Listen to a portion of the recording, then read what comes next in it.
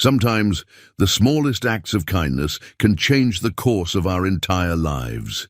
For Marcus Peterson, that moment came on a rain-soaked Tuesday evening at Wilson Manufacturing. After 16 years of keeping the assembly lines running, he was looking forward to clocking out when he heard the crash. Instead of walking away, he rushed to help, finding a critically injured woman in the parking lot.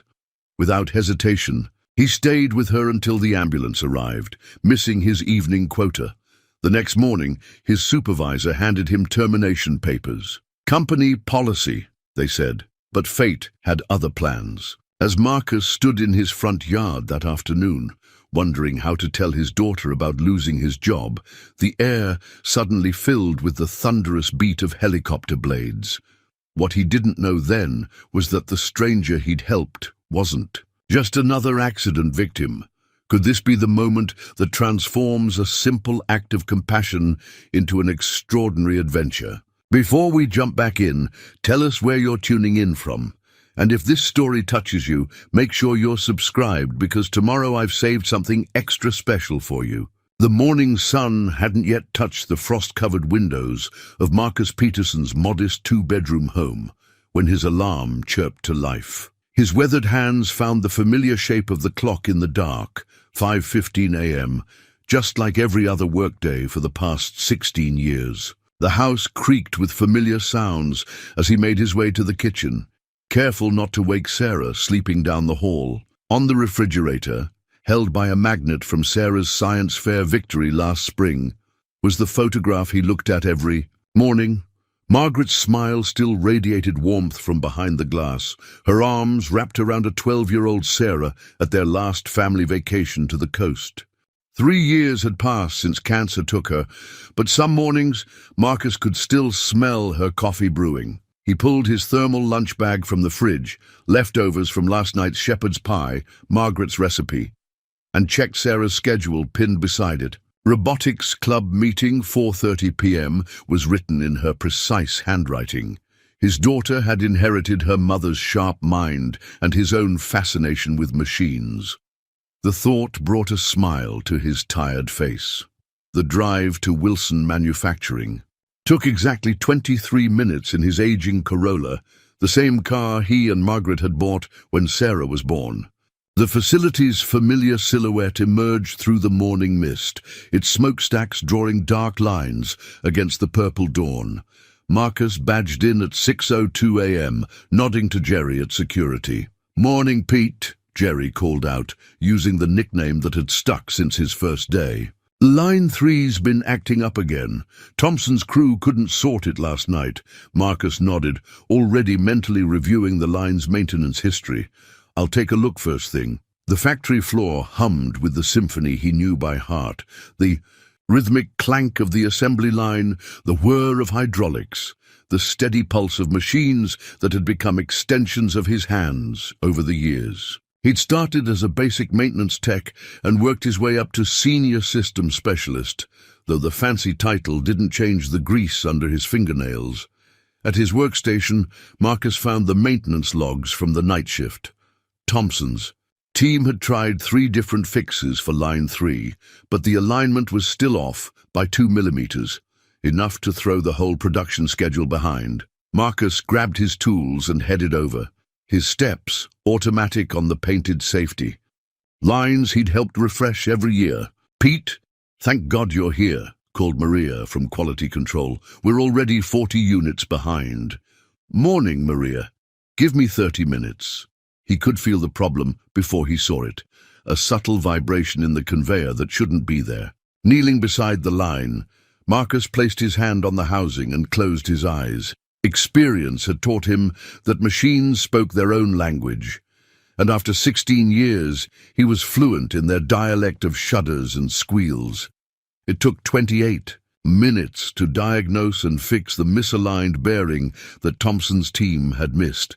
As the line hummed back to life at full speed, Maria gave him a thumbs up from her station. Marcus made detailed notes in the maintenance log, not because policy required it, but because he believed in doing things right. The morning rolled into afternoon with the steady rhythm of problem-solving. A jammed sensor in packaging, a calibration issue in assembly, a conveyor belt showing early signs of wear in finishing. Each machine had its history, its quirks, its own personality, and Marcus knew them all. During his lunch break, he sat in the break room reviewing Sarah's college brochures. MIT, Caltech, Stanford. Her dreams reached far beyond their modest means. His savings would cover maybe a semester, and Margaret's life insurance had mostly gone to medical bills. But Sarah's grades were exceptional, and her robotics projects had already caught the attention of several scholarship committees. Still pushing for engineering? Asked Tom, dropping into the chair across from him with a coffee. Marcus nodded, carefully tucking the brochures back into their folder. She's got her mother's brains, built a working robot arm from scratch last month. Apple doesn't fall far. And from the tree, Tom grinned. You're the best troubleshooter this place has ever had. She comes by it honest. The afternoon brought a steady stream of minor crises, the usual dance of keeping 19 production lines moving in harmony. Marcus's radio crackled constantly with requests from different departments, each calling for his expertise. He moved between tasks with the efficiency of long practice, his tools like extensions of his hands. At 4:15, he texted Sarah, "Hope Robotics Club goes well. Leftover lasagna in blue container. Love you." Her reply came quickly. "Thanks, Dad. Building. A new servo control today. Don't work too late." The irony of her last comment wasn't lost on him. Overtime had become as routine as his morning coffee, though the extra hours helped with Sarah's college fund. He'd missed more family dinners than he cared to count over the years. But Sarah understood. She was practical like him, responsible, beyond her 15 years. As shift change approached, Marcus completed his final rounds, checking each line one last time. The machines had their own rhythm at this hour, a tired pulse that matched the weary steps of the day shift, heading for the exits. He made notes for the night crew, detailed observations that went beyond the standard checklist. It wasn't required, but it was right. In the locker room, he changed out of his work coveralls, the fabric worn soft from countless washings. His reflection in the scratched mirror showed the same face he'd seen every evening for 16 years. Lines a little deeper, hair a little grayer, but eyes still alert. Margaret used to say those eyes could see through steel, find the heart of any mechanical problem. The autumn evening was settling in as he gathered his things, ready to head home. Through the high windows, he could see the first stars appearing in the darkening sky. Just another Tuesday at Wilson Manufacturing, where he'd spent more than half his life keeping the wheels of industry turning. He had no way of knowing that in less than an hour, everything would change. The first drops of rain started falling as Marcus gathered his tools for the final equipment check. Thunder rumbled in the distance, and through the factory windows he could see dark clouds gathering over the city skyline. Most of the day shift had already cleared out, leaving behind the hollow echo of the skeleton crew's footsteps and the ever-present hum of machinery. "Pete, you heading out soon?" Jerry's voice crackled over the radio. "Weather's getting nasty." Marcus keyed his radio. "Just one more line check, Jerry. 10 minutes tops." He'd noticed a slight irregularity in Line 7's output during the afternoon shift. Nothing critical, but the kind of small detail that could become a major problem if left unchecked. As he worked, the rain intensified, drumming against the metal roof with increasing urgency. His phone vibrated, a text from Sarah. "Dad, storm's getting bad. You on your way?" "Almost done," he typed back. "Stay inside, honey. I'll pick up some hot chocolate on the way home." The fix took longer than expected, a misaligned sensor hidden behind 3 layers of safety guards. By the time Marcus finished, the wall clock showed 7:45 p.m. He'd missed his quota again, but the alternative was leaving a problem for the night shift. That wasn't his way. As he walked toward the employee exit, the emergency lights cast long shadows across the empty factory floor. Through the rain-streaked windows, the parking lot was nearly empty. Just his Corolla and a few unfamiliar vehicles remained. The security camera above the door tracked his movement, its red light blinking steadily. The crash came just as he reached for the door handle. It wasn't particularly loud, more of a sickening crunch, followed by the sound of skidding. Tires on wet asphalt. Marcus's reaction was instinctive. He burst through the door into the rain, squinting through the darkness. A sleek black Tesla had spun out on the slick pavement, its front end crumpled against one of the concrete barriers that lined the property. Steam rose from the hood, mixing with the rain in ghostly swirls. The driver's side airbag had deployed, and through the spider-webbed windshield, Marcus could see a figure slumped over the steering wheel. He sprinted across the lot, rain soaking through his jacket. The door was jammed, but the window had shattered. On impact, the interior light revealed a woman in business attire, unconscious, a thin line of blood trailing from her temple. Her phone lay shattered on the passenger seat, its screen flickering weakly. "Jerry," Marcus shouted into his radio. "Call an ambulance. Parking lot, east entrance." The woman stirred slightly, letting out a soft moan. Marcus reached through the window, carefully supporting her neck. "Don't move, ma'am! Help is coming!" Her eyes fluttered open briefly, revealing irises so dark they seemed black in the dim light. "My phone," she whispered. "Need to call." "Stay still," Marcus insisted, his voice firm but gentle. "I've got you." Rain poured down his back as he maintained his awkward position, one arm through the window, supporting the woman's head and neck. He could smell gasoline mixing with the sharp ozone of the storm. In the distance, sirens began to wail. "Pete!" Jerry's voice carried through the rain. "Ambulance is 3 minutes out." The woman drifted in and out of consciousness, occasionally mumbling what sounded like names or numbers. Marcus kept talking to her, using the same soothing tone he'd used when Sarah had nightmares after Margaret passed. "You're going to be fine," he assured her. "Just stay with me. What's your name?" Her lips moved, but the words were lost in a rumble of thunder. A flash of lightning illuminated the parking lot, reflecting off the Tesla's polished surface and the woman's elegant watch, the kind of timepiece that probably cost more than Marcus made in a year. The ambulance arrived in a blur of flashing lights and urgent voices. As the paramedics worked to extract the woman from the wreckage, Marcus stepped back, suddenly aware of how thoroughly soaked he was. One of the paramedics grabbed the broken phone from the passenger seat, tucking it into a clear evidence bag. "Sir," a young paramedic touched his arm, "did you witness the accident?" Marcus shook his head. "Heard it from inside. She was unconscious when I got here, but responsive intermittently. Complained about her phone, wanted to make a call. The paramedics efficiently transferred the woman to a stretcher. In the harsh glare of the emergency lights, Marcus could see her more clearly. Asian features, probably in her early 40s, wearing what looked like a tailored suit beneath the foil emergency blanket. "You probably saved her life," the paramedic said, scribbling notes.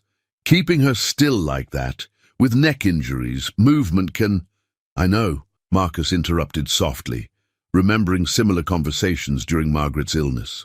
"Which hospital are you taking her to?" "County General. You'll need to give a statement to the police."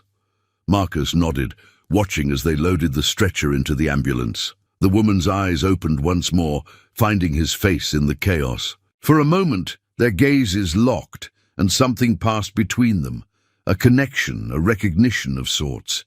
Then the ambulance doors closed, and she was gone. The police interview was brief.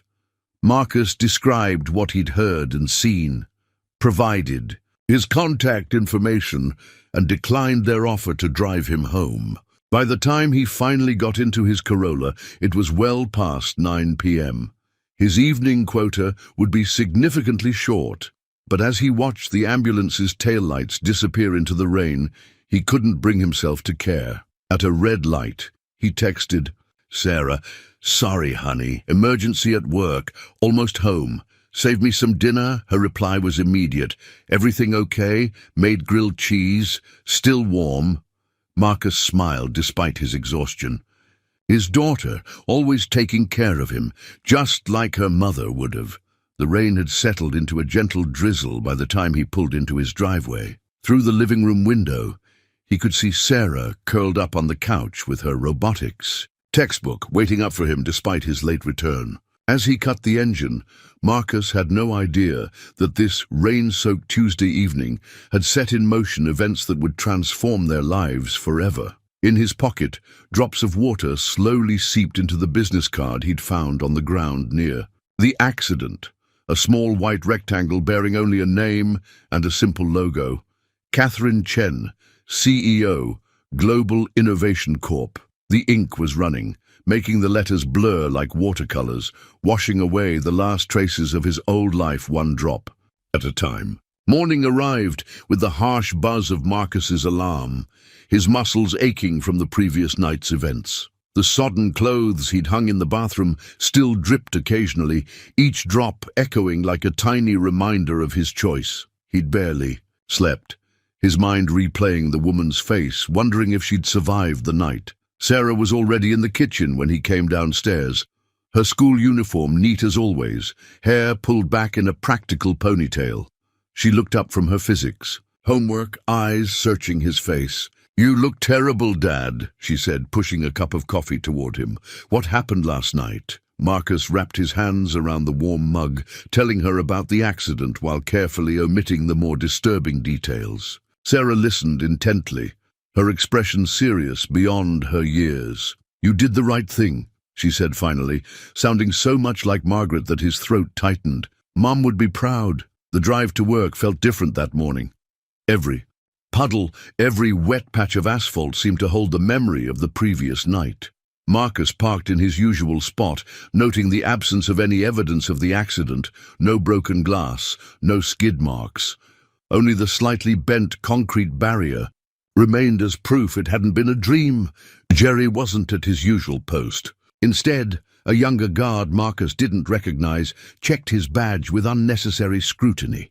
The factory floor felt hostile somehow, the familiar hum of machinery carrying an undertone of warning. "Peterson!" The sharp voice of Howard Mills, the floor manager, cut through the morning noise. "My office now!" Marcus's stomach tightened. In 16 years, he'd never been called to Mills's office. He followed the manager's rigid back through the maze of machinery, aware of the eyes following their progress. Mills's office was a glass cube overlooking the production floor, its windows streaked with years of industrial grime. A young woman, in a crisp HR uniform, sat in one of the visitors' chairs, a folder laid precisely on her lap. The nameplate on her desk identified her as Rebecca Torres, Human Resources Coordinator. "Sit down, Peterson." Mills gestured to the remaining chair.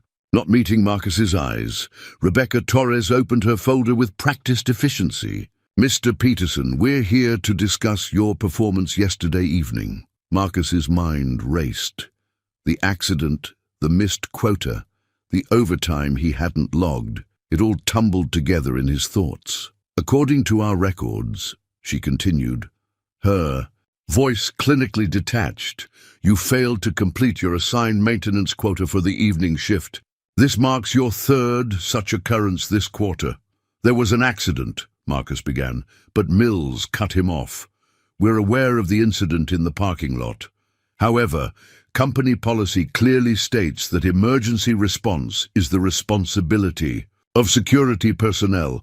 By leaving your post without authorization, you created a potential liability issue for Wilson Manufacturing." Marcus stared at them, disbelief rising like bile in his throat. Someone was hurt. She could have died. "The fact remains," Rebecca continued, sliding a document across the desk, "that your actions, while well-intentioned, violated multiple company protocols, combined with your recent performance issues." The document was headed Notice of Termination. Marcus's eyes caught phrases floating in the sea of legal text. Failure to meet performance standards, unauthorized abandonment of post, violation of safety protocols. "This is effective immediately," Mills said, still not meeting Marcus's gaze. "Security will escort you to clear out your locker." 16 years. 16 years of pre-dawn arrivals, of solving problems others couldn't see, of knowing every machine's voice and rhythm. 16 years reduced to a single sheet of paper. "My daughter," Marcus heard himself say, his voice surprisingly steady. "She's applying to engineering schools.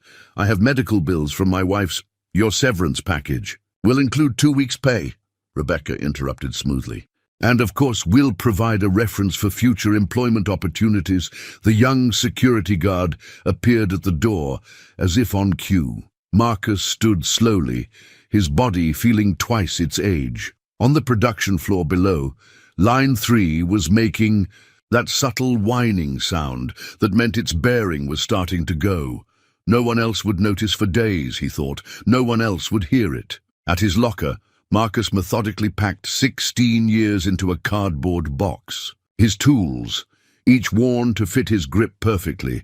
The spare work shirt Margaret had embroidered with Pete years ago. The family photo taped inside the door, its corners curled with age. Maria from quality control appeared as he was closing the locker for the last time. Her eyes were red. "Pete, we all signed this. It's not much, but..." She thrust a card into his hands, turned, and hurried away. In the parking lot, Marcus sat in his Corolla, the box of belongings on the passenger seat where Margaret used to sit. The card from his co-workers was filled with hastily scrawled messages of support and phone numbers to call if you need anything. His vision blurred as he read them. The termination notice lay on top of his box, its official letterhead stark and unforgiving. Marcus picked it up, reading it again slowly, as if searching for some hidden meaning between the lines of corporate jargon. Each word felt like another brick in the wall between him and the future he'd planned for Sarah. His phone buzzed, a text from his daughter. "Engineering club got moved to tomorrow. Want me to make dinner tonight?" Marcus stared at the message, his throat tight. How would he tell her? How could he explain that doing the right thing had cost them everything they'd worked for? The morning sun caught the edge of the bent concrete barrier where the Tesla had crashed, making it gleam like a silver scar against the grey concrete. Somewhere, the woman he'd helped was hopefully recovering in a hospital bed, unaware that her life had intersected with his in a way that had shattered his world. As Marcus finally started his car, a distant sound made him look up. Something that might have been helicopter blades, or might have been just another machine saying goodbye in its own way. Either way, it marked the end of one chapter of his life, though he didn't yet know it was also the beginning of another. Marcus spent the afternoon in his small backyard, sitting in the faded lawn chair where he used to watch Margaret tend her garden. The termination notice lay crumpled in his pocket, its edges worn soft from the countless times he'd unfolded and reread it, as if repetition might somehow change its contents. He'd practiced different ways to tell Sarah, rehearsing speeches that all seemed inadequate. How do you tell your 15-year-old that her college dreams might have to be deferred? That doing the right thing sometimes came with devastating consequences? The garden Margaret had loved so much was overgrown now, wild roses tangling with persistent weeds. He'd meant to maintain it after she passed, but somehow there was never enough time. Now he had nothing but time, and the thought sent a chill through him despite the warm afternoon sun. The first helicopter appeared as a distant thrum, barely distinguishable from the ambient noise of the suburban afternoon. Marcus didn't pay it much attention. Medical choppers often passed overhead on their way to County General, but the sound grew louder, more insistent, and was joined by another, then another. He stood up as 3 black helicopters emerged from behind the row of maple trees that lined their street. They were sleek, corporate-looking machines, their sides emblazoned with a familiar logo that matched the water-damaged business card in his wallet.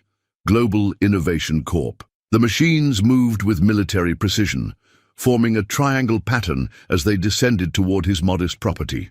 Wind from their rotors sent Margaret's roses thrashing wildly, scattering petals across the yard like pink snowflakes. Papers and leaves swirled in miniature tornadoes, and the windows of his house rattled in their frames. Neighbors emerged from their homes, phones raised to capture the extraordinary scene. Mrs. Henderson from next door stood frozen on her porch, curlers still in her hair, mouth agape. Through the chaos, Marcus noticed Sarah's school bus stopping at the corner. her familiar figure jumping off and running toward the house, backpack bouncing against her shoulders. The lead helicopter touched down on their small front lawn with impossible delicacy, its skids barely disturbing the grass. The other two craft maintained their hover pattern, creating a protective circle of whirling blades and thunderous noise. The door of the landed helicopter slid open, and a figure emerged. A woman in a tailored charcoal suit, moving with careful precision that suggested recent injury.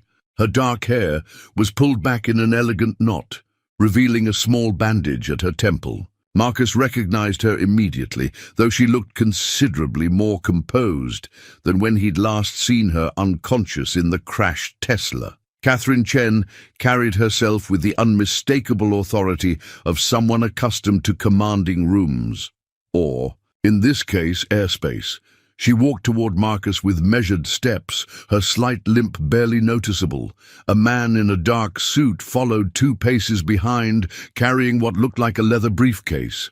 "Mr. Peterson," she called out over the sound, "of the idling rotors," her voice carrying a hint of warmth that her professional demeanor didn't quite mask. "I believe I owe you a rather significant thank you." Sarah reached them just then, slightly out of breath, her eyes wide with disbelief. "Dad? What's happening?" Catherine's expression softened as she looked at Sarah. "You must be the engineering prodigy I've heard about. Your father mentioned you last night, though he might not remember. He was too busy saving my life." The man with the briefcase stepped forward, offering Catherine what looked like a business card. But this one was different from the water-damaged version in Marcus's wallet.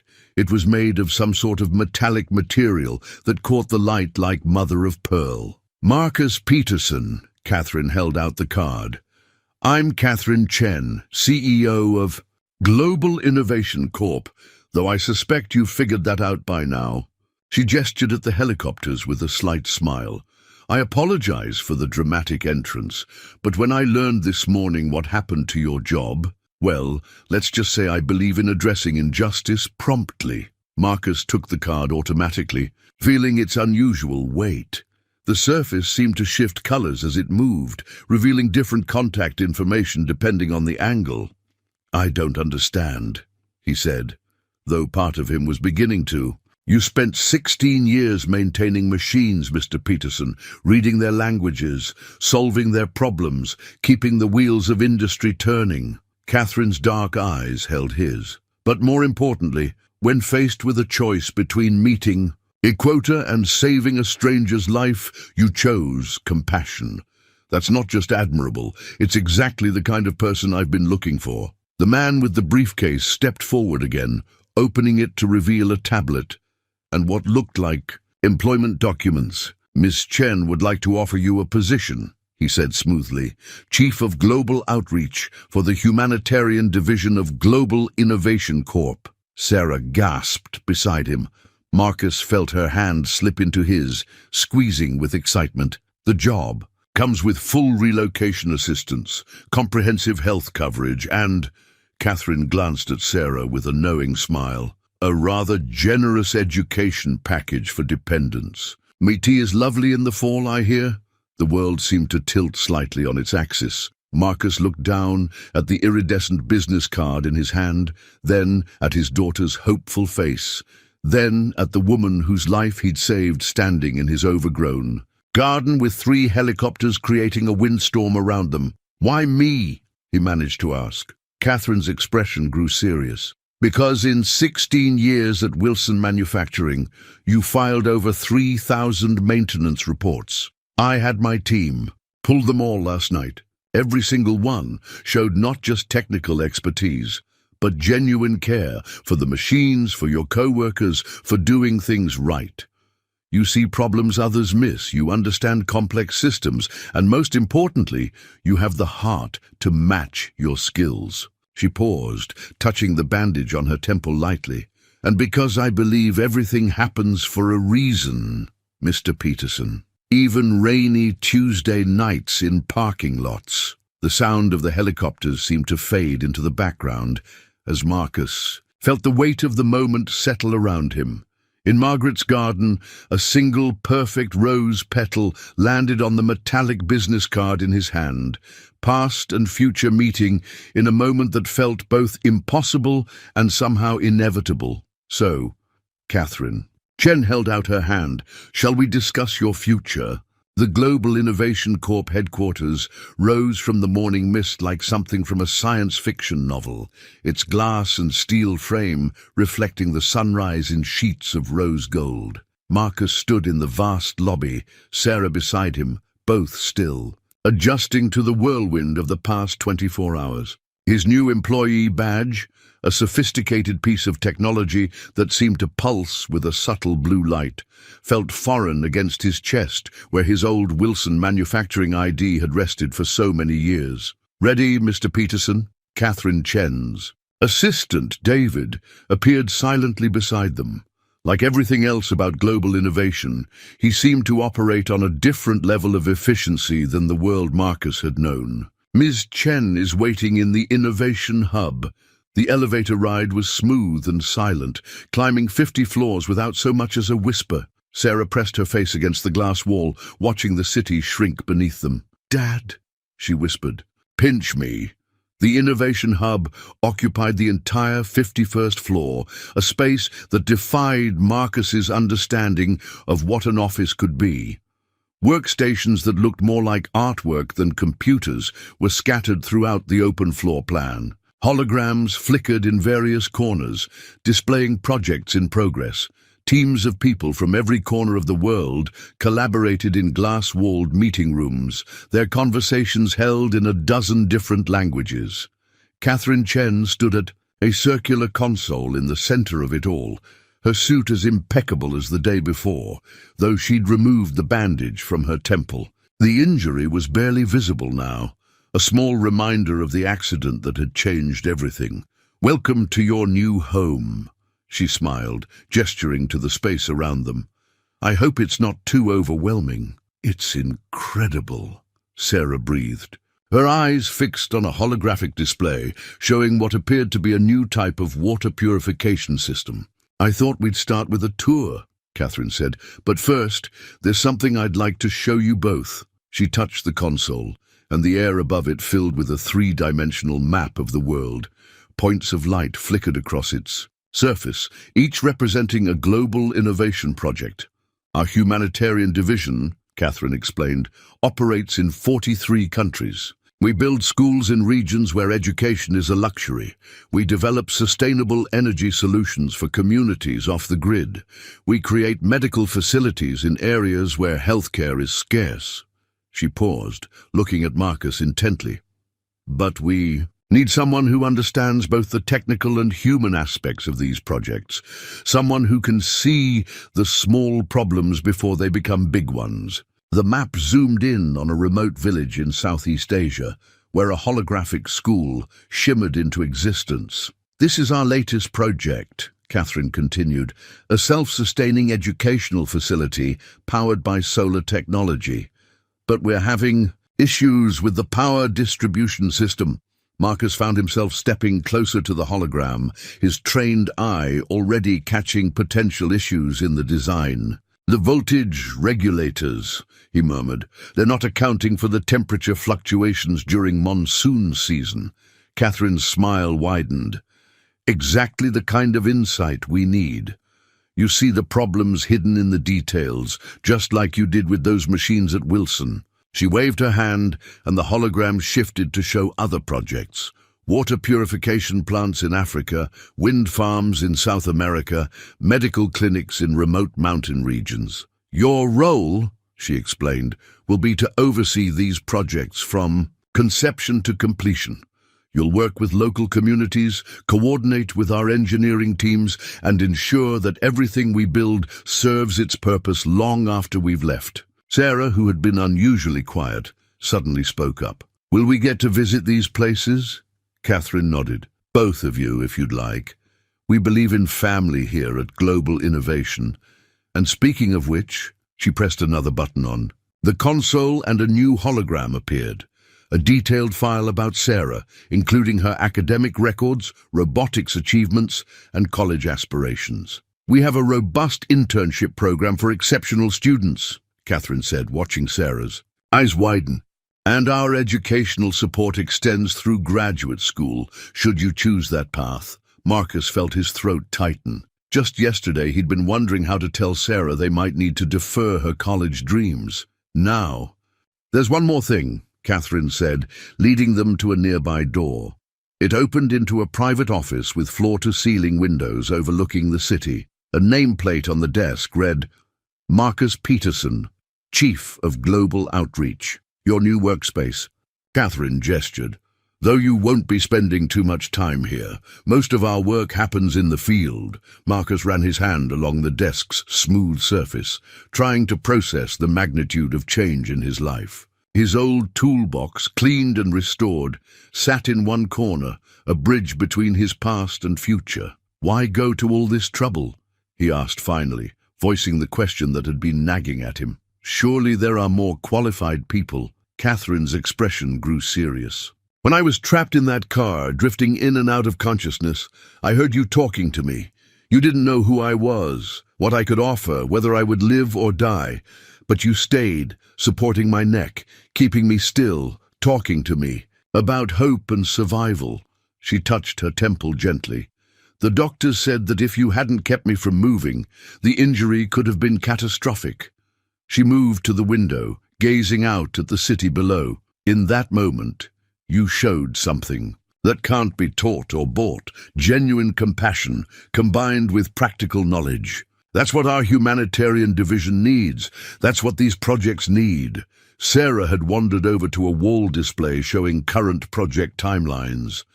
"Dad," she called out, excitement in her voice, "they're building a robotics training center." "In Thailand?" Catherine smiled. "We believe in nurturing the next generation of problem solvers. Perhaps you'd like to be involved in that project." Marcus watched his daughter's face light up with possibilities, saw the future opening up before them like a book waiting to be written. His new badge pulsed softly against his chest, its rhythm somehow matching the beating of his heart. "When do we start?" he asked. Catherine's answer was interrupted by a gentle chime from the console. "Actually," she said, checking the display, "we have a situation developing at our Mongolia site. The solar array is showing some unusual readings." She looked at Marcus with a mixture of challenge and confidence. "Care to help me diagnose your first problem?" As Marcus stepped toward the console, he caught a glimpse of his reflection in the window, not just a maintenance technician anymore, but someone about to help change lives across the globe. Somewhere, he thought, Margaret was smiling. The helicopter simulator hummed to life around Marcus, its cockpit a perfect replica of the machines he'd seen land in his yard just 2 weeks ago. Through the virtual windscreen, a digital sunrise painted the mountains of New Zealand in shades of amber and gold. His first training mission. "Remember," Catherine's voice came through his headset, "the machine speaks to you, just like those assembly lines did. Listen to what it's telling you." Marcus wrapped his hands around the controls, feeling the subtle vibrations. It wasn't so different from diagnosing a failing bearing or a misaligned drive shaft. Everything had its own rhythm, its own language of movement and resistance. "Taking her up," he said, surprised by the steadiness in his voice. The simulator responded to his touch, lifting smoothly into the virtual dawn. Below, the landscape unfolded like a living map, each peak and valley a potential landing zone, each cluster of buildings a community that might need their help. His first week at Global Innovation had been a blur of training sessions and briefings, emergency protocols, international regulations, cultural sensitivity workshops, all delivered with the same precision and attention to detail that seemed to characterize everything Catherine Chen touched.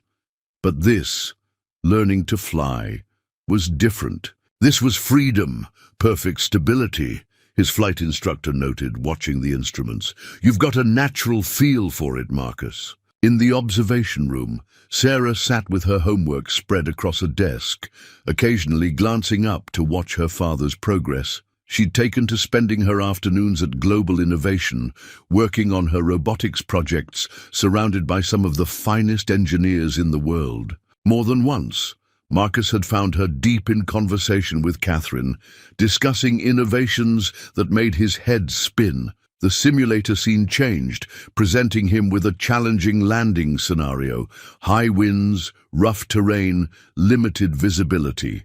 The kind of conditions they often faced in remote areas where help was needed most. "Trust your instincts," Catherine encouraged. "Feel the balance point." Marcus closed his eyes for a moment, letting his hands read the helicopter's responses like Braille. There was a sweet spot, a perfect harmony between power and control, just like there had been with every machine he'd ever mastered. The landing was textbook perfect. "Well done," Catherine said, entering the simulator as the program powered down. "I think you're ready for the real thing." Minutes later, they stood on the rooftop helipad of Global Innovation Headquarters, the morning sun warm on their faces.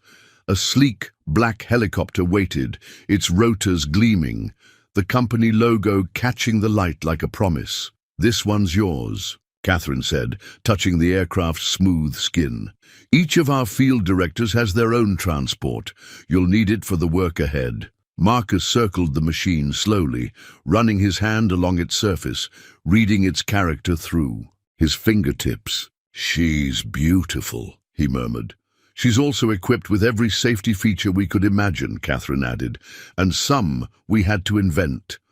The autopilot system alone took 3 years to perfect." They lifted off into the clear morning sky, the city shrinking beneath them as Marcus guided the helicopter with growing confidence. Catherine sat beside him in the co-pilot seat, occasionally offering quiet guidance, but mostly letting him find his own rhythm with the controls. "How does it compare to the simulator?" she asked as they banked smoothly over the coastline. Marcus smiled, feeling the subtle differences between virtual and reality. "It's like comparing a photograph to a sunset. The basics are the same, but this is alive," Catherine finished. "This is real." They flew for an hour, practicing approaches and landings at various locations. Each touchdown was smoother than the last, each maneuver more natural. By the time they returned to the helipad, Marcus felt like he'd been flying all his life. Sarah was waiting for them, bouncing with excitement. "Dad, that was amazing. I watched the whole thing on the tracking system. When can I learn?" Catherine laughed. "Let's get your father fully certified first. But speaking of learning," she pulled out her tablet, showing Sarah a complex schematic. "What do you make of this?" "It's for the robotics center in Thailand." As Sarah dove into the technical details, Marcus stood back, watching his daughter and his new mentor discuss servo motors and artificial intelligence. 2 weeks ago, he'd been worried about making rent. Now he was learning to fly helicopters and watching Sarah's dreams take flight alongside his own. That evening, as they prepared to head home, Catherine handed Marcus a small leather folder. Inside was his pilot's license, provisional but real. Another step away from the life he'd known, another door opening to the future. "Tomorrow," Catherine said, "we'll start your field training. There's a small village in Nepal that needs a solar power installation. Think you're ready to make a difference?" Marcus looked at the license in his hands, then at his daughter's glowing face, and finally at the woman who had transformed their lives with a mix of helicopter dramatics and quiet wisdom. "I was born ready," he said, and for the first time since Margaret's passing, he felt truly, completely alive. Later that night, as Marcus sat in his study reviewing flight manuals, he found a note Sarah had slipped into his briefcase. In her precise handwriting, it read, "Mom would be so proud of you, Dad. You're not just fixing machines anymore, you're fixing the world." He touched the pilot's license in his pocket, feeling its weight like a key to a new universe of possibilities. Tomorrow, they would begin their real work.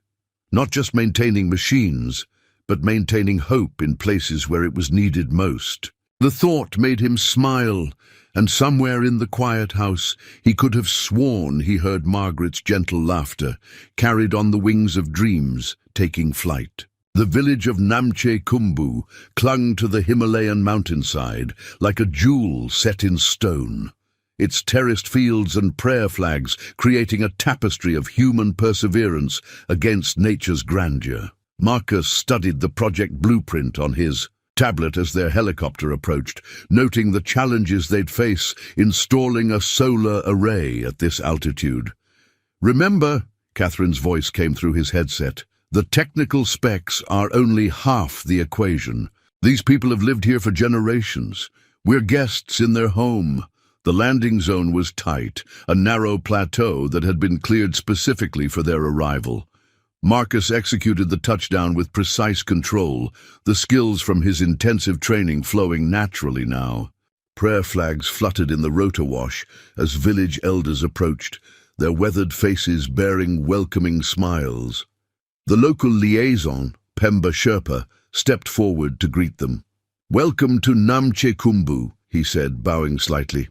"The village has been preparing for your arrival." Catherine had chosen this as Marcus's first project with careful consideration. The village needed reliable power for their medical clinic and school, but the installation would test both his technical skills and his ability to work with local communities. The blueprint they'd brought was elegant in its simplicity. A solar array designed to withstand extreme weather conditions, coupled with a sophisticated battery storage system. But as Marcus surveyed the actual site, he immediately spotted challenges that hadn't been apparent in the planning stages. "The angle of the mountain face," he murmured, running his hand along the rough stone. "It's going to affect our maximum collection efficiency." His mind was already calculating adjustments, just as he used to modify machinery specifications at Wilson Manufacturing to match real-world conditions. Pemba watched him with knowing eyes. "The mountain. She does not easily share her space," he said. "But perhaps you can convince her." Over the next few hours, Marcus walked the site with the village council, listening more than talking. He learned about the winter storms that could dump meters of snow in a single night, about the spring winds that howled through the valleys, about the youngsters who had to study by candlelight because the generator fuel was too precious to waste. That evening, sitting cross-legged in the community hall, sharing butter tea and traditional flatbread, Marcus pulled out his tablet and began modifying the original plans. His fingers flew over the screen, incorporating everything he'd learned from the villagers into the design. "What are you thinking?" Catherine asked, watching him work. "We need to adapt the mounting system," Marcus explained, showing her his modifications. "See how I've adjusted the angle? It'll shed snow automatically, and these reinforced struts will better handle the wind loads. Plus, I've redesigned the maintenance access points based on local construction techniques. They'll be able to service it themselves, using tools they're already familiar with." Catherine studied the new design, a smile playing at her corners of her mouth. "This is exactly why I chose you, Marcus. You don't just see problems, you see solutions that work for the people who'll be living with them." The next few days were a blur of activity. Marcus worked alongside the villagers, teaching as much as he built. He showed them how the system worked, not just the what, but the why of each component. Young people from the village shadowed him, asking questions that reminded him of Sarah's curiosity. When they encountered an unexpected problem with the power inverters, Marcus found himself drawing on his years of maintenance experience. He gathered the team, spread out the components on a woven mat, and walked them through the troubleshooting process step by step, just as he used to do with new technicians at the factory. On the fourth day, as the sun set behind the mountains, Marcus stood with Pemba and Catherine, watching the clinic's lights come on for the first time under their new power system. The soft glow spilling from the windows seemed to make the prayer flags dance with extra vigor. "You have done more than bring us power," Pemba said, clasping Marcus's hand. "You have brought us knowledge, respect, and independence. These are gifts beyond price. Later that night, as they prepared for their departure, Marcus found a small package wrapped in colorful cloth on his seat in the helicopter. Inside was a traditional prayer flag, but with a unique addition. Sewn into its fabric was a technical diagram of the solar array, rendered in traditional Buddhist artistic style. A reminder, Pemba explained, that old ways and new ways can work together, just as you have shown us. As they lifted off the next morning, Marcus watched the prayer flags flutter below, their colors bright against the snow. He thought about the machines he used to maintain, how each had its own voice, its own story. Now he was learning to hear different voices, different stories, and helping write new chapters in lives across the globe. "Ready for the next one?" Catherine asked as they banked toward home. Marcus touched the prayer flag in his pocket, feeling its gentle weight like a bridge between worlds. "More than ready," he replied, and meant it with all his heart. The weather report on Marcus's tablet painted a grim picture of what they were flying into. A massive storm system was bearing down on the Philippine coast, threatening to destroy months of work on their latest sustainable housing project. Red. Warning indicators flashed across the screen as updated wind speeds and rainfall predictions rolled in. "We should be able to beat the worst of it," Marcus said into his headset, adjusting their flight path slightly. In the 3 months since his first mission, he'd grown comfortable with the helicopter's controls, learning to read weather patterns as fluently as he once read machine diagnostics. Catherine sat beside him in the co-pilot's seat, studying her own data feed. The foundation stabilization systems haven't fully cured yet. If those houses shift now... She didn't need to finish the thought. They'd spent weeks implementing an innovative foundation design that would help the coastal communities' homes withstand future storms. Now Mother Nature seemed determined to test their work ahead of schedule. The site came into view through breaks in the clouds. 50 houses in various stages of completion, their distinctive green roofs designed to harvest rainwater. Local construction. Crews were already rushing to secure loose materials, their yellow safety vests bright dots of color against the darkening sky. Marcus landed on the temporary helipad, the wind buffeting their craft with increasing force. Ramon, their site foreman, ran to meet them, holding his hard hat against the gusts. "The concrete hasn't set properly in sectors 3 and 4, he shouted over the wind.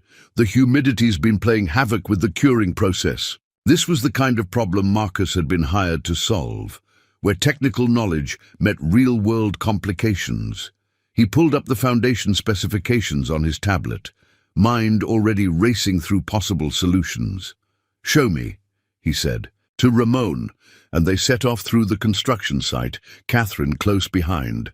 The houses were beautiful in their simplicity, designed to be both storm-resistant and easily repairable using local materials. But now, watching moisture bead on the partially cured foundations, Marcus could see they had a serious problem. "The chemical catalyst in the concrete mix," he muttered, kneeling to examine the surface. "It's not activating properly in this humidity." His years of dealing with temperamental machinery had taught him that sometimes the smallest factors could cascade into major failures. Catherine watched him work, recognizing the focused expression he got when solving complex problems. "What are you thinking?" "We need to change the equation," Marcus said, standing up. "Ramon, do you still have those industrial dehumidifiers we used for the initial site survey?" Ramon nodded. 4 of them, in storage. "Get them out here. We'll create controlled curing environments using temporary shelters. The storm might actually help us. The pressure change will accelerate the reaction once we control the humidity." They worked through the afternoon, racing against the approaching storm.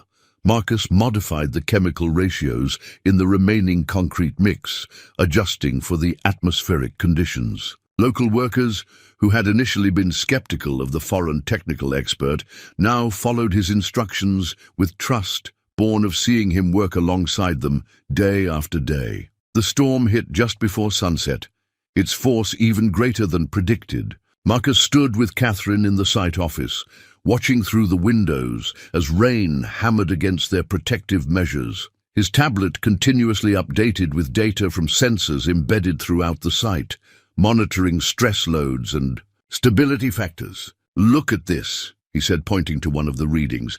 "The modified foundations are actually performing better than the original specs.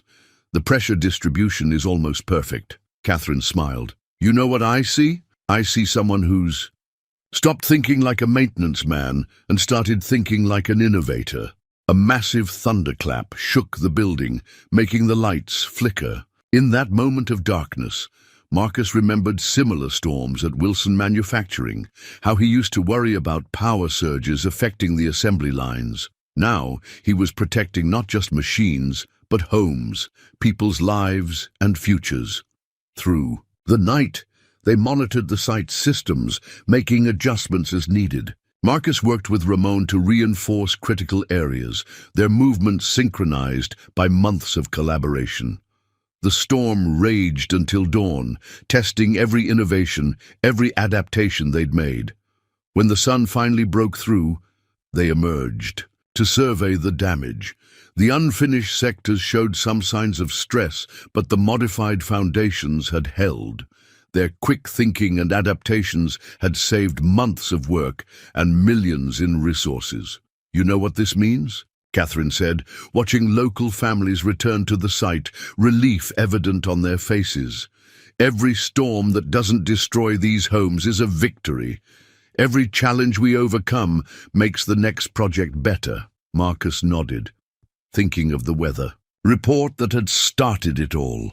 In his pocket, he still carried the prayer flag from Nepal, a reminder that every problem had a solution if you were willing to learn, adapt, and respect both the old ways and the new.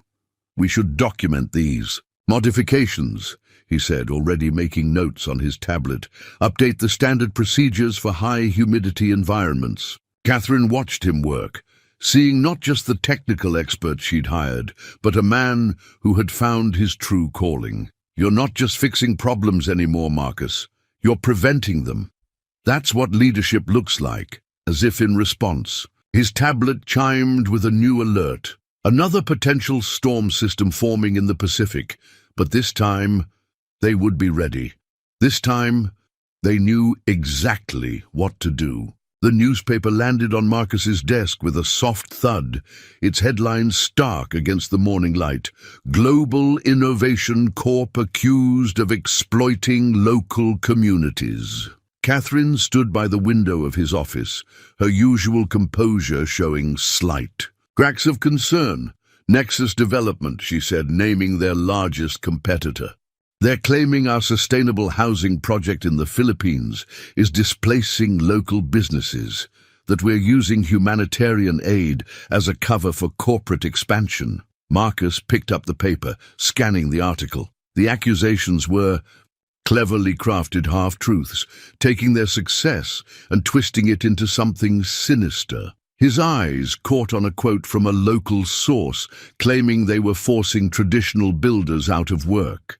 "This is nonsense," he said, thinking of Ramon and his crew, of the skills training programs they'd implemented, of the local businesses they'd partnered with. "We've documented everything, every contract, every partnership. It's not about truth," Catherine interrupted softly. "It's about perception. Nexus wants the Malaysian government contract, and they're using this to undermine our credibility. The Malaysian project was massive, a series of self-sustaining communities that would transform the region's infrastructure. Global Innovation had spent months preparing their proposal, with Marcus's innovative designs for local resource integration at its heart. His tablet chimed with incoming messages, partners seeking reassurance, team members sharing links to more negative press. The story was spreading, gaining momentum in the echo chamber of social media. "We need to respond," Marcus said, already pulling up their project documentation. "Show them the reality." Catherine nodded, but her expression remained troubled. "The board is meeting this afternoon. They're concerned about the impact on our reputation." Marcus thought of Sarah, who had proudly presented their Philippine project at her school's International Relations Forum just last week. He thought of the families moving into homes designed to withstand nature's worst, of children studying under reliable power for the first time. "Then let's give them something to be proud of instead," he said, standing up. "Call Ramon. Get me a live feed from the site. It's time these accusations met reality." The board meeting was tense, faces on the video wall showing varying degrees of concern. Marcus stood beside Catherine, his tablet connected to the main display, Ramon's team ready on standby. "Members of the board," he began, his voice steady, "I'd like to show you what exploitation really looks like." The screen split to show live feeds from their Philippine site. Ramon's face appeared, along with dozens of local workers and business owners. One by one they spoke about the skills they'd learned, the businesses they'd started, the opportunities they'd created. "Our concrete mixing plant," Ramon said, turning his camera to show a modern facility, "was a partnership with 3 local construction companies. We've secured contracts beyond Global Innovations projects. We're competing for regional development work now." Marcus advanced through his presentation, showing employment statistics, local business growth, and sustainability metrics. "We don't displace communities," he said firmly. "We help them build their own future." The board members' expressions began to shift from concern to understanding. When Marcus finished, there was a moment of silence before the chairwoman spoke. "Mr. Peterson," she said, "how quickly can you replicate these results in Malaysia?" Catherine's smile was barely visible, but Marcus caught it. "We've already begun coordination with local businesses there," he replied. "Our proposal includes partnership structures based on our success in the Philippines." Later that evening, as they watched Ramon's team sending out their own press release, written entirely by the local business coalition, Catherine handed Marcus a folder. "What's this?" he asked, opening it to find a formal letter. "Nexus Development's internal memo," she said. "One of their own executive board members sent it to us. Apparently not everyone agrees with their tactics. They're withdrawing their bid for Malaysia." Marcus studied the letter, thinking about how far they'd come from that rainy night in the parking lot. "You know what this means," he said. "We're not just building houses anymore. We're building trust." Catherine nodded, looking out at the city lights below. "That's always been the real foundation of what we do." Speaking of which, she handed him another document. "The Malaysian government moved up their timeline. They want us to start next month." Marcus smiled, already thinking of the possibilities, the lives they could change. His tablet chimed again, but this time it was Sarah, sending a simple message that meant everything. "Saw the news, Dad. You showed them what really matters." The newspaper still lay on his desk, its accusations now seeming small against the reality of their work. Marcus picked it up, not to dwell on its claims, but to remind himself that every challenge was an opportunity to prove the power of compassion and competence working hand in hand. The old journal lay open on Catherine's desk, its leather cover worn smooth by years of handling. Marcus had never seen it before, though he'd been in her office countless times over the past 6 months. Today was different. Today, Catherine Chen was finally sharing her story. "I found this while cleaning out my apartment," she said, touching the journal's pages with unusual gentleness. "I started writing it 20 years ago, when I was living in a shelter in San Francisco." Marcus sat quietly, sensing the weight of the moment. Outside the floor-to-ceiling windows, the city glowed in the evening light, but Catherine's eyes were focused on the past. "My parents lost everything in the Asian financial crisis," she continued. "We immigrated with 2 suitcases and dreams of the American dream. Instead, we found ourselves in a homeless shelter, my father working 3 jobs, my mother cleaning houses." She turned a page, revealing neat columns of calculations and sketches. "I used to sit in the shelter's common room designing things better. Heating systems, more efficient food distribution methods, ways to give people privacy in crowded spaces. The shelter manager caught me one day. Instead of telling me to stop wasting paper, she bought me more notebooks."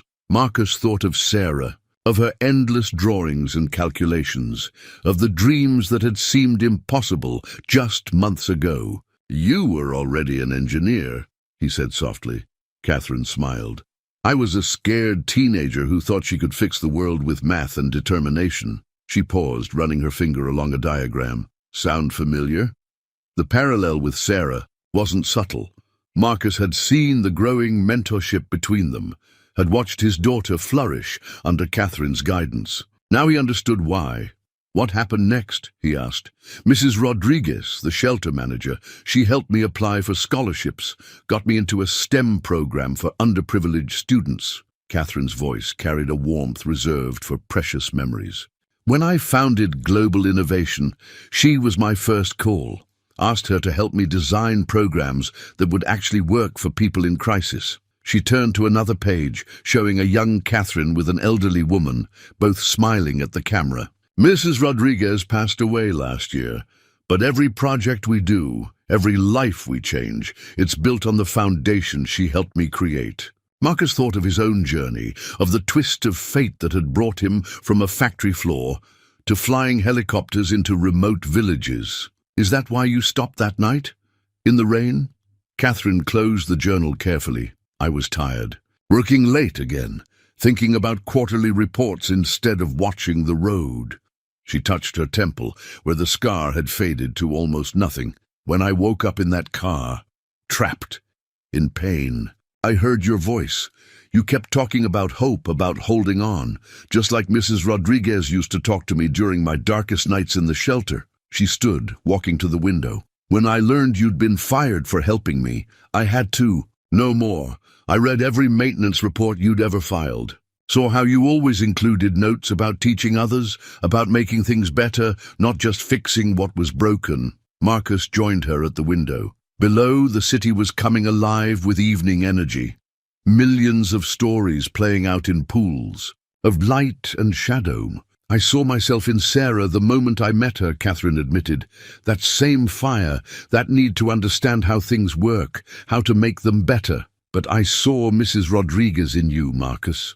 Someone who helps without asking what they'll get in return." She picked up the journal again, its pages containing the blueprint of her journey from shelter to success. "I've never shown this to anyone else, but I think it's time Sarah saw it. Time she understood that success isn't about where you start. It's about who helps you along the way." Marcus thought of Margaret, of how she would have loved to see their daughter soaring toward her dreams. "She'd like that," he said. "Sarah's been asking questions about you, you know, about your path." Catherine smiled, a plan already forming. In her eyes, then perhaps it's time for a proper mentorship program at Global Innovation, starting with one very promising young engineer.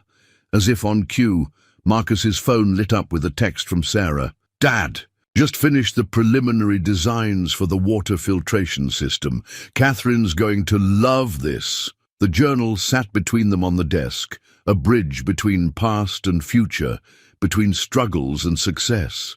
In its pages, Marcus could see the echoes of his own story, of Sarah's journey, of all the lives they were working to change. "You know," Catherine said, "sometimes I think that accident was fate's way of bringing the right people together at the right time." Marcus nodded, thinking of rain-soaked nights and healing scars, of prayers flags in Nepal and storms in the Philippines, of all the paths that had led them here. "Maybe it's time to write a new chapter," he said. Catherine's smile held both understanding and promise. "I think we already are." The emergency protocol document flashed red on every screen in Global Innovation's command center. Marcus studied the satellite imagery with growing concern. The earthquake that had just hit rural Indonesia had taken everyone by surprise, including the geological monitoring stations. "Status report," Catherine called out, striding into the room. She'd been in Tokyo when the alert came in, but had immediately rerouted her flight. 7.2 magnitude, epicenter 15 kilometers from our Sulawesi educational complex, Marcus responded, his voice steady despite the chaos unfolding around them. "The buildings held. Our reinforced foundations worked exactly as designed. But There's a situation developing at the dam above the village. The main screen showed thermal imaging of the hydroelectric dam they'd helped modernize 6 months ago. Hairline cracks were spreading through the concrete like frost on a window, and the reservoir levels were dangerously high from recent rains. "How many people?" Catherine asked, already knowing where this was heading. 800 in the immediate flood path. Our school has another 300 students and staff. Marcus pulled up the emergency evacuation plans they'd developed. Plans he'd hoped they'd never need. "We've got 90 minutes before those cracks become critical." Catherine nodded once, trusting his assessment. In the months since the Philippines project, Marcus had proven himself, not just as an engineer, but as a crisis manager. "What do you need?" "Everything," he said simply, already reaching for his flight helmet. And Sarah's help, his daughter, looked up from her workstation, where she'd been monitoring the structural integrity sensors they'd installed throughout the region. At 15, she was already one of their best analysts for real-time data interpretation. "The drone network," Sarah said, understanding immediately. "We can use them to map the evacuation routes and identify structural threats." Marcus allowed himself a moment of pride despite the crisis. "Upload the control protocols to my tablet. I'm flying out with the first response team." The next hour was a blur of precise chaos. Marcus piloted the lead helicopter while coordinating with local authorities and his engineering team. Sarah's voice in his headset provided constant updates as her drone network built a real-time map of the deteriorating situation. "New crack forming on the western support," she reported. "Rate of spread indicates total failure in 63 minutes. Marcus could see the dam now, its massive face showing the spiderweb patterns of stress. Below, evacuation buses were already moving people to higher ground, following the route Sarah's drones had identified as safest. "We need more time," he muttered, his mind racing through options. 16 years of keeping assembly lines running had taught him that sometimes the riskiest choice was taking no risk at all. "Catherine," he called over the secure channel, "I'm going to try something. It's either brilliant or insane." "Those are often the same thing," she replied. "What do you need?" "Authorization to implement Protocol 7. There was a pause. Protocol 7 was their emergency measure of last resort, intentionally breaching the dam in a controlled manner to prevent catastrophic failure. It had never been attempted outside simulations. "Dad," Sarah's voice cut in, "the structural analysis supports it. If we can direct the release through the auxiliary spillway." "Do it," Catherine commanded. "I trust both of you." Marcus set the helicopter down on the dam's maintenance platform, the concrete trembling beneath his feet as he ran to the control room. Inside, he found exactly what he'd expected: panels of warning lights and a system waiting for someone with the courage to make an impossible choice. "Sarah, I need those drone feeds," he called out, pulling up the emergency protocols on his tablet. "Show me the stress patterns." His daughter's voice was steady as she talked him through the data, helping him identify the precise points where controlled demolition charges would do the most good. Together, they calculated explosion forces, water pressure, and debris patterns. A father-daughter dance of engineering expertise with hundreds of lives in the balance. "Charges set," Marcus reported, his hands flying over the control panel. "Evacuation zone is clear. Sarah, drones confirm optimal conditions," she replied. "Dad, be careful." Marcus took a deep breath, thinking of another rainy night when a split-second choice had changed everything. "Sometimes," he said softly, "you have to break something to save it." He pressed the detonation sequence. The controlled explosions were perfect, channeling the reservoir's fury through the reinforced spillway. Marcus watched from the helicopter as millions of gallons of water rushed through the artificial channel they'd created, missing the populated areas entirely. Hours later, as emergency teams secured the area and families began returning to their homes, Catherine found Marcus sitting in the school's courtyard, Sarah asleep against his shoulder. "You know what I saw today?"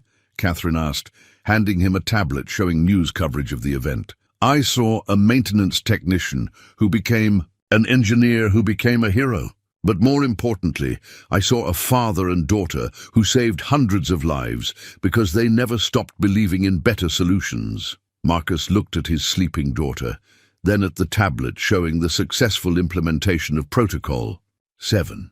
"We didn't just save lives today," he said quietly. "We proved that sometimes the craziest solutions are the right ones. Sarah proved it." Catherine smiled. "Speaking of proof, the board wants to implement your emergency response protocols across all our projects globally. They're calling it the Peterson Protocol now." Marcus shook his head, thinking of how far they'd come from factory quotas and termination notices. "No," he said, "call it the Next Generation Protocol, because that's what it really is. A bridge between experience and innovation, between what we know and what we dare to try." In his pocket, his tablet chimed with another aftershock warning, but this time they were ready. This time they knew exactly what they could achieve together. The viral video had already reached 50 million views by the time Marcus saw it. Captured by one of Sarah's drones, the footage showed him running across the dam's maintenance platform, the concrete cracking beneath his feet as he implemented Protocol 7. The public had dubbed it the Dam Whisperer, and now the world wanted to know more about the former factory worker who'd saved an entire village. "CNN wants an interview," Catherine said, scrolling through her tablet in Marcus's office. "So does BBC, Al Jazeera, and every major network in Asia. The Peterson Protocol is trending globally." Marcus looked up from his own screen, where he'd been reviewing structural improvement plans for similar dams worldwide. "We need to correct in that name," he said. "It's the Next Generation Protocol. Sarah's contribution needs to be recognized." "About that," Catherine smiled, pulling up a different video. This one showed Sarah at her workstation during the crisis, confidently directing the drone network and analyzing real-time data. Someone in the command center had captured the moment when she'd identified the optimal points for the controlled breach. This one's gone viral in the STEM education community. MIT's engineering department called this morning. Marcus felt pride and concern battle in his chest. Sarah was still in high school, though her work with global innovation had advanced her practical skills far beyond her years. "She's too young for all this attention," he worried. "Says the man who's being called a hero on 3 continents, Catherine countered gently. "But I understand. That's why I've arranged something special." She handed him an invitation. The Global Innovation Youth Engineering Summit would focus on emerging talents in humanitarian technology, with Sarah as the keynote speaker. "Let her tell her own story, Marcus. Show other young people what's possible."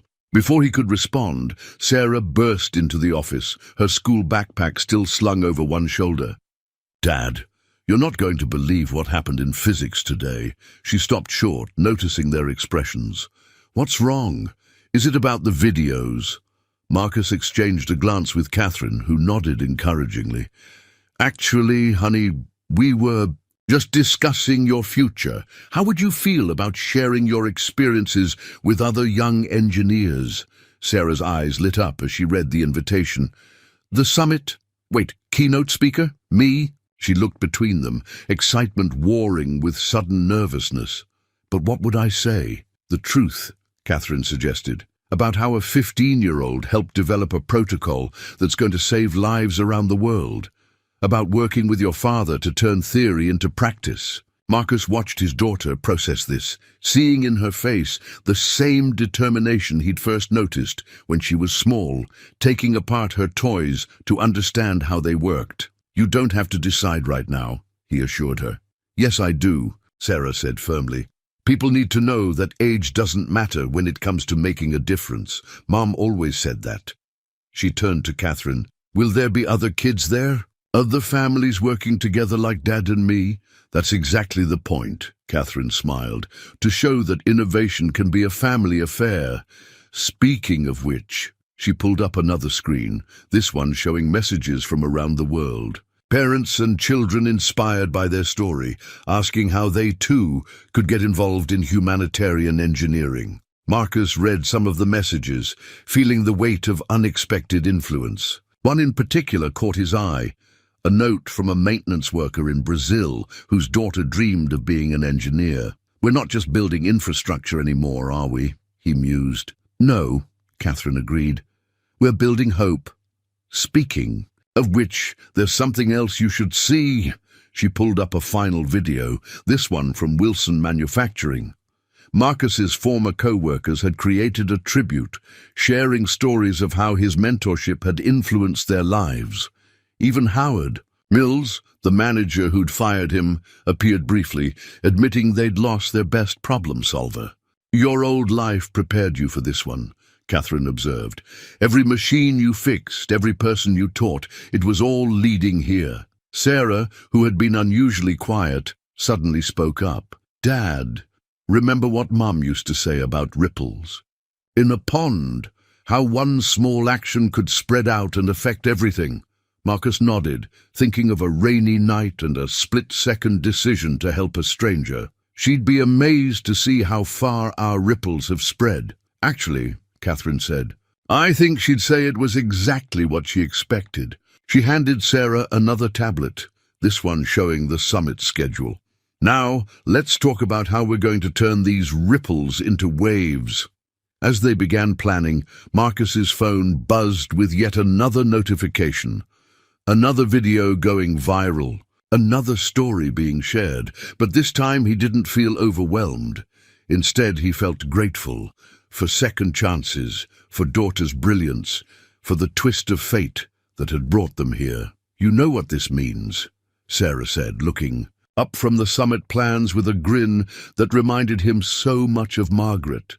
"We're going to need a better drone network." The leaked document appeared on Marcus's screen during the final preparations for the Youth Engineering Summit.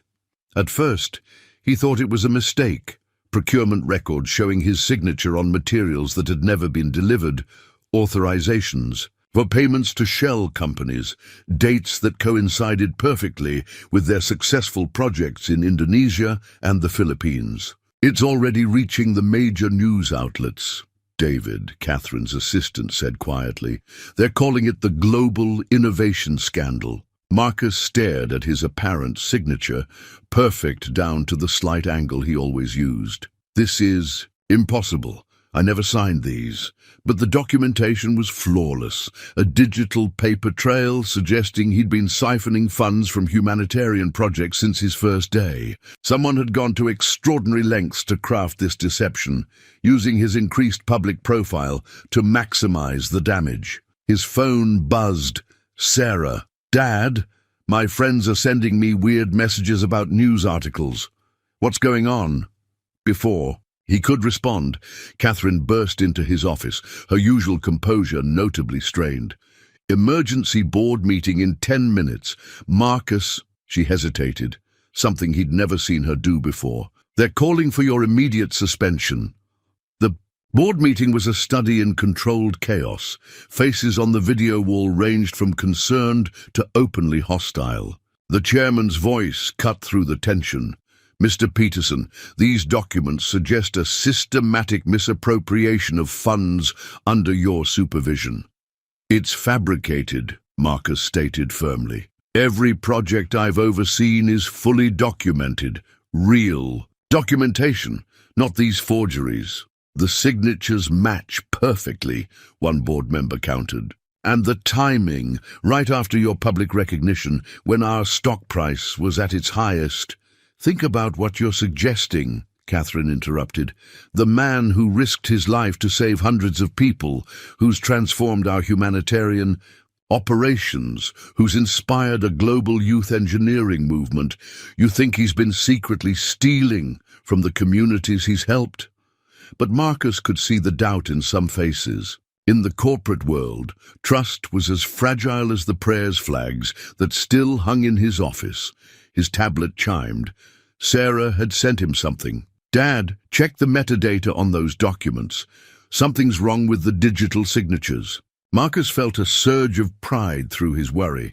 His daughter wasn't just bright. She had the same instinct for finding hidden problems that had served him so well with machines. "The signatures are perfect," he said slowly, an old lesson from his maintenance days surfacing. Too perfect. When I sign documents in the field, my signature varies slightly because of conditions, vehicle vibration, weather, terrain. These are identical, down to the pixel. He pulled up his own records, displaying them alongside the leaked documents. Look at the real signatures from our Indonesia project. See the slight variation? That's because I signed those while sitting in a helicopter during turbulence. Catherine leaned forward, understanding dawning. Someone copied a single signature and replicated it perfectly across multiple documents, but they didn't know about the environmental factors. There's more. Sarah's voice came through suddenly. She'd been remotely accessing the system with her security clearance. The metadata shows all these documents were created within hours of each other, not over months like they're dated. The board members murmured, the tide of suspicion beginning to turn. But Marcus wasn't finished. Years of troubleshooting had taught him to follow problems to their source. The real question isn't how these were faked, he said, but why now? What's happening that someone wants to discredit us? Catherine was already pulling up project schedules. The UN summit next week. We're supposed to present our new Global Infrastructure Initiative, a program that would make humanitarian technology accessible to developing nations without creating dependency on any single corporation, making certain other companies very unhappy, Marcus concluded. He thought of Nexus development, of their failed attempts to undermine the Malaysian project. Check the document properties. I guarantee these files were created on a computer belonging to one of our competitors. The next hour was a blur of digital forensics, with Sarah leading much of the investigation. Her drone network experience had made her an expert at pattern recognition, and she found irregularities that even their security team had missed. By the time Marcus's name was cleared, the real story was already breaking. A coordinated attempt by corporate rivals to derail Global Innovation's humanitarian initiatives. But the damage had been done. Trust, like machinery, required constant maintenance. We need to get ahead of this, Catherine said as they left the boardroom. Show people not just that you're innocent, but why these accusations were absurd in the first place. Marcus nodded, an idea forming. The Youth Summit. Instead of cancelling it, we make it bigger. Show the world exactly what we do and why we do it. His phone buzzed again. Sarah had sent him the final piece of evidence she'd uncovered. In that moment, Marcus realized that the greatest defense against betrayal wasn't just proving your innocence. It was having a family who never stopped believing in you. The security footage filled the command center's main screen, thousands of hours from project sites across 3 continents. Sarah had written an algorithm to analyze Marcus's movements during every documented transaction, comparing them with the timestamps on the forged documents. The evidence was building pixel by pixel. There, Sarah pointed to a particular frame. According to the fake records, you were authorizing payments in Manila at exactly this moment. But this footage shows you helping install solar panels in Nepal. Marcus watched his past self working alongside the village technicians, remembering the prayer flags snapping in the wind. The temporal impossibility was just the beginning. Sarah's analysis had revealed dozens of such contradictions. The deeper we dig, the more obvious the fabrication becomes, Catherine said, studying the timeline Sarah had constructed. But something's still bothering me about the timing of this attack. Marcus nodded, his years of diagnostic experience picking up a familiar pattern. It's like when a machine fails. There's often a cascade effect. One problem reveals another. He pulled up the schedule for the upcoming UN summit. We need to look beyond Nexus development. Who else benefits if our presentation fails? Sarah was already typing, her fingers flying across multiple keyboards. The command center had become her second home during the investigation. Her youth, engineering summit preparation, temporarily set aside for this more urgent mission. Got something, she announced. The shell companies listed in the fake documents, they all trace back to a holding company registered in the Cayman Islands. But here's the interesting part. They changed their digital security protocols too, days before the documents leaked. Catherine leaned forward. They were preparing for scrutiny. Who has access to their security certificates? Working on it, Sarah muttered, lines of code reflecting in her glasses. The certificates were issued by... Wait, she sat back, surprised. It's not Nexus. It's Verde Sustainable. Marcus and Catherine exchanged glances. Verde was a smaller player in humanitarian technology, but they'd recently announced a major partnership with several governments. Pull up their project proposals, Marcus requested, his mind already connecting dots. Compare them with the sites mentioned in the forged documents. The pattern emerged clearly. Every project Verde had bid on corresponded to a site where Marcus had supposedly authorized fraudulent payments. They weren't just trying to discredit him, they were creating a narrative that would let them step in as the ethical alternative to global innovation. Classic misdirection, Catherine mused. Use Nexus's previous attempts against us as cover for their own manipulation. Sarah pulled up another screen, this one showing Verde's internal communications, legally obtained through their own security breach. They didn't count on one thing, she said with a hint of pride. Their security cameras use the same drone network protocols I helped design, and I built in a few features they never knew about. The footage she'd accessed showed Verde's executives planning the whole operation, including their attempts to frame Nexus for the forgeries. But it was a single frame that caught Marcus's attention, a familiar face in the background of one meeting. "Freeze that," he commanded. "Enhance the reflection in the window." The image cleared to reveal Howard Mills, his former supervisor from Wilson Manufacturing, now apparently working as a consultant for Verde. The man who had fired him was now part of the conspiracy to destroy his new career. That's why the signatures were so perfect, Marcus realized. He had access to all my old documentation from Wilson. They used those to create the forgeries. Catherine was already on her phone, mobilizing Global Innovation's legal team, but Marcus held up his hand, an idea forming. "Wait," he said. "We do this differently. Sarah, remember what you told me about the youth summit? About showing people. That age doesn't matter when it comes to making a difference." His daughter nodded, beginning to smile as she caught his drift. "We let them make their move at the UN summit," Marcus continued, "but instead of just defending ourselves, we demonstrate exactly why global innovation is different. We show them what real humanitarian technology looks like, through the eyes of the next generation." Catherine's expression shifted from concern to understanding. The Youth Summit presenters, each one with a story about how technology and compassion can change lives. "And we broadcast it all," Sarah added excitedly. "Live, unfiltered, using my drone network to show every project site in real time. No corporate speeches, no defenses, just the truth about what we do and why we do it." Marcus looked at the security footage still frozen on screen. Howard Mills plotting in the background, unaware that his own actions would ultimately reinforce everything global innovation stood for. "You know what your mother used to say about karma?" he asked Sarah. "Sometimes it needs a little help from science." Their laughter was interrupted by an alert. Verde had just announced an emergency press conference for the following day. They were making their move earlier than expected. "Perfect," Catherine said, surprising them both. "That gives us exactly 24 hours to show the world what real innovation looks like." She turned to Sarah. "Ready to move up your summit debut?"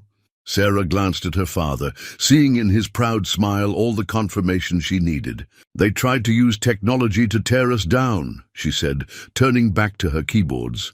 "Let's use it to build something even better." Marcus watched his daughter work, remembering the young girl who used to take apart machines to understand them.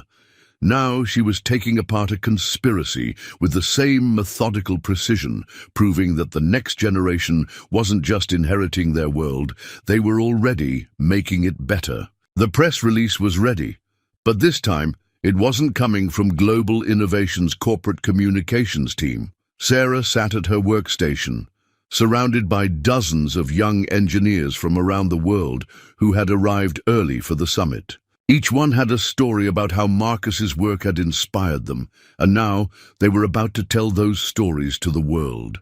Verde's press conference starts in 5 minutes, Catherine announced, watching the media feeds.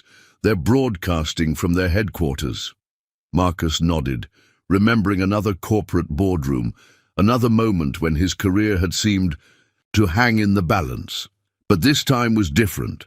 This time he had more than just his own integrity to defend. "Sarah," he called softly, "are you ready?" His daughter looked up from her final checks of the drone network. In the past 24 hours, she'd coordinated with young engineers at every global innovation project site, preparing for this moment. "All stations reporting in," she confirmed. "We're go for Operation Truth." The main screen filled with Verde's press conference. Their CEO, Michael Harrison, stood at a podium, his practiced concern almost convincing. "Recent evidence has come to light suggesting systematic fraud in global innovations humanitarian projects." Before he could continue, every screen in their broadcast room flickered. Sarah's network had taken control of their feed, and suddenly the world was seeing something very different.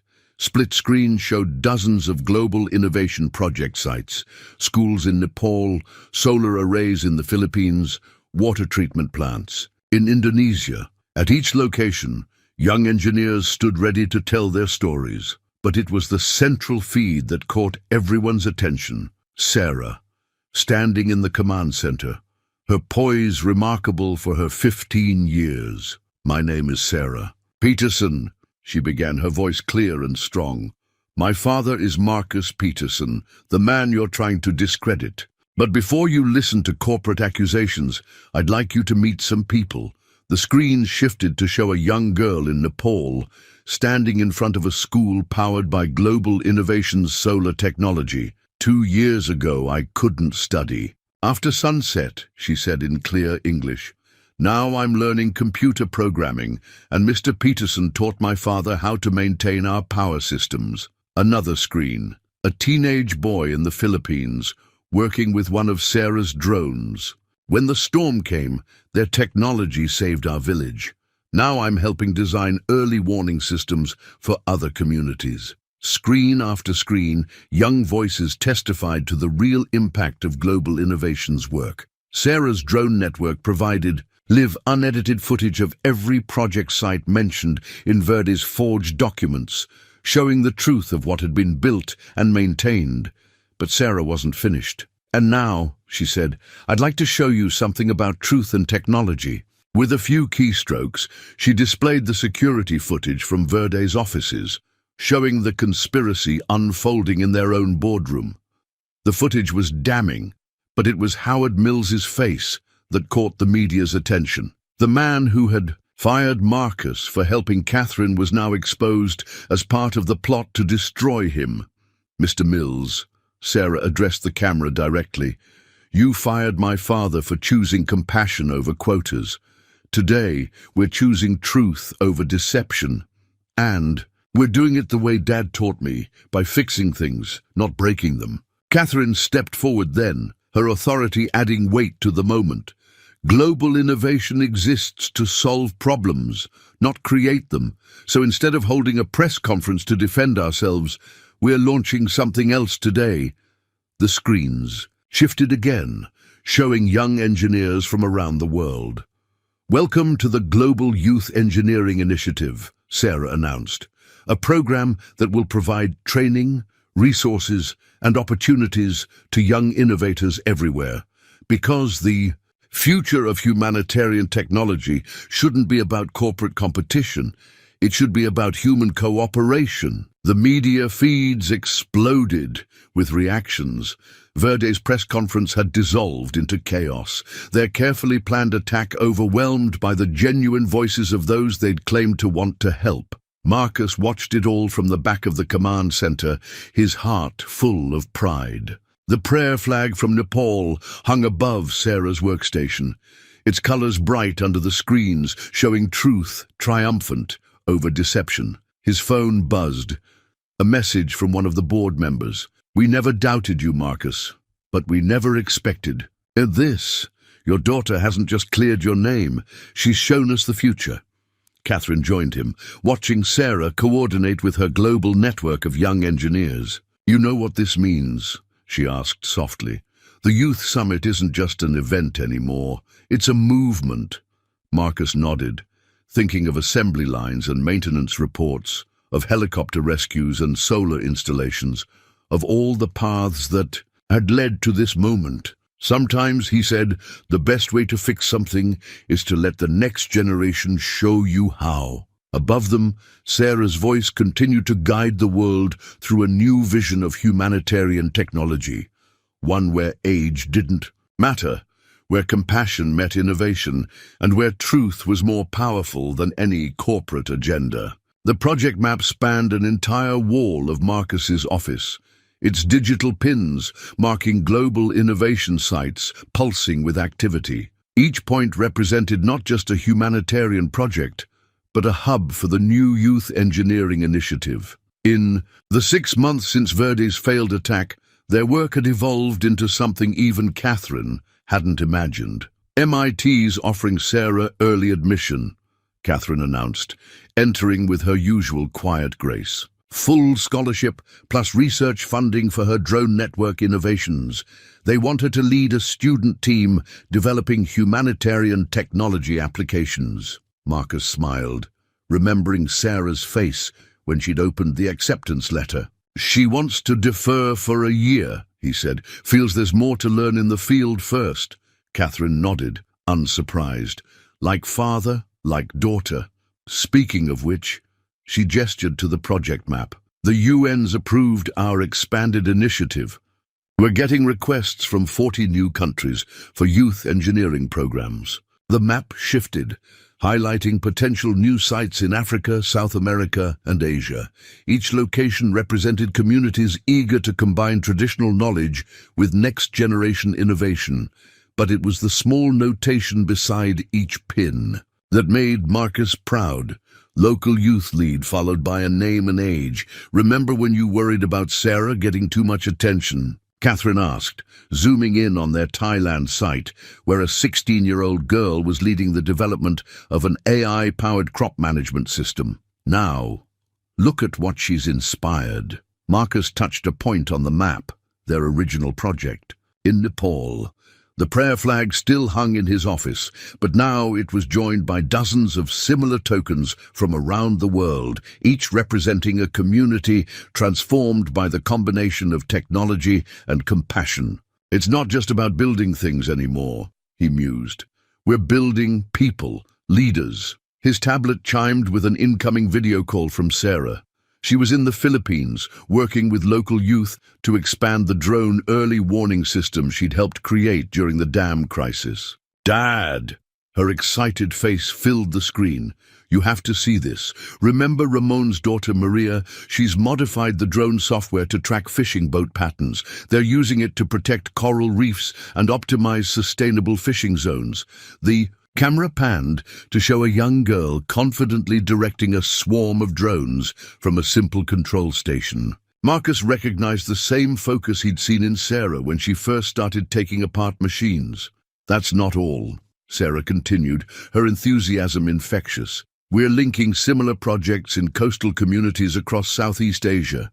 The kids are calling it the Ocean Guardian Network. They're sharing data, solutions, local knowledge." Catherine leaned into frame. "Sounds like you're creating something bigger than we imagined." "That's just it," Sarah replied. "We're not creating it, we're just giving them tools and stepping back. They know their communities, their challenges. They just needed someone to believe in their solutions." Marcus thought about his journey from factory maintenance to global humanitarian work. Sometimes the best leadership is knowing when to let others lead. The project map updated in real time as Sarah's young team logged their innovations. Similar updates flowed in from around the world. Students in Kenya developing solar-powered water purification systems. Teenagers in Brazil creating automated reforestation drones. Young engineers in India revolutionizing urban farming techniques. The board's calling it the Peterson effect, Catherine said after Sarah signed off. The exponential growth of youth-led humanitarian innovation. But it's more than that, isn't it? Marcus nodded, watching the map pulse with activity. It's hope, multiplied by opportunity, powered by the fearlessness of youth. He paused, thinking of Margaret. Sarah's mother used to say that education without purpose is like an engine without direction. We're giving them both. His phone buzzed with a message from the Nepal site. They were ready to launch their expanded education program, with local students teaching traditional building techniques alongside modern engineering principles. The message included a photo of prayer flags flying above solar panels, old wisdom embracing new technology. You know what's remarkable? Catherine said, studying the project updates. None of this would have happened if you hadn't stopped to help a stranger in the rain. That night, Marcus thought about choices and consequences, about assembly lines and helicopters, about daughters who grew up to change the world. Maybe, he replied, or maybe it just would have happened differently. The world was ready for this. It just needed a spark. Speaking of sparks, Catherine smiled, pulling up another screen. Wait until you see what Sarah's team is planning for the next youth summit. They're calling it Operation Global Transformation. As they reviewed the ambitious plans, Marcus felt a familiar surge of pride and wonder. His daughter wasn't just following in his footsteps, she was creating new paths for others to follow. And somewhere, in every project site around the world, another young mind was lighting up with the realization that they, too, could make a difference. The project map continued to pulse with updates, each point of light representing not just a location, but a story of transformation. Marcus touched the Nepal marker, remembering where it all began, and smiled at the thought of where it might lead. The ring caught the evening light as Catherine turned it in her fingers, its simple elegance matching the woman who had chosen it. 1 year to the day since the accident that had changed everything, and they stood in the same parking lot where it had happened, though everything else was different now. I had it all planned out, she said softly, looking at the repaired concrete barrier that still bore faint scars from that rainy night. Board meetings, quarterly reports, the endless cycle of corporate life. Then someone chose to stay in the rain with a stranger and showed me a different way to change the world. Marcus took her hand, the ring warm between their palms.